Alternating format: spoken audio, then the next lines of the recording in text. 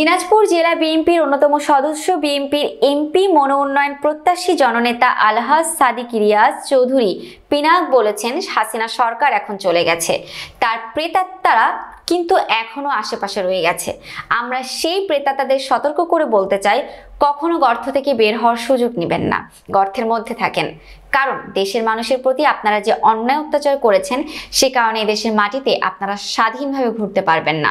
আপনারা দেশের সম্পদ লুট করে বিদেশে পাচার করে দিয়েছেন, সেই টাকা দিয়ে আপনারা দেশের বিরুদ্ধে ষড়যন্ত্র করছেন। সেই ষড়যন্ত্র আর সাকসেস হবে না। ছাত্র জনতা আমরা ঐক্যবদ্ধ আছি, কোনো রকম উস্কানিতে আমরা পা দেব না।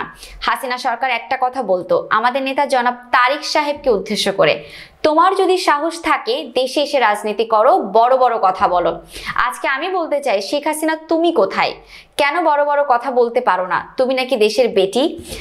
দেশে এসে রাজনীতি করো, দেশ থেকে পালিয়ে গেছো কেন? গত 15 ডিসেম্বর রবিবার দিনাজপুরের সেতাবগঞ্জ ধনতলা ঝাড়বাড়িতে নুরুল উলুম হাফিজিয়া মাদ্রাসা ও এতিমখানার হাফিজ ছাত্রদের পাগড়ি প্রদান উপলক্ষে 10তম তাফসিরুল কোরআন মাহফিলে প্রধান অতিথির বক্তব্যে তিনি এই কথাগুলো বলেন। আমরা পরিষ্কারভাবে বলতে চাই, হাসিনা সরকার এখন চলে গেছে, কিন্তু তার প্রেতাত্মারা কিন্তু এখনো আমাদের আশেপাশে রয়ে গেছে।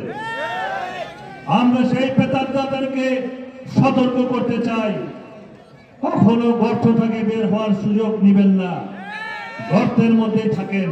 কারণ আপনারা যে অন্যায় অত্যাচার করেছেন দেশের মানুষের প্রতি, সেটা থেকে আপনারা কখনো স্বাধীনভাবে ঘুরতে পারবেন না এই দেশের মাটিতে।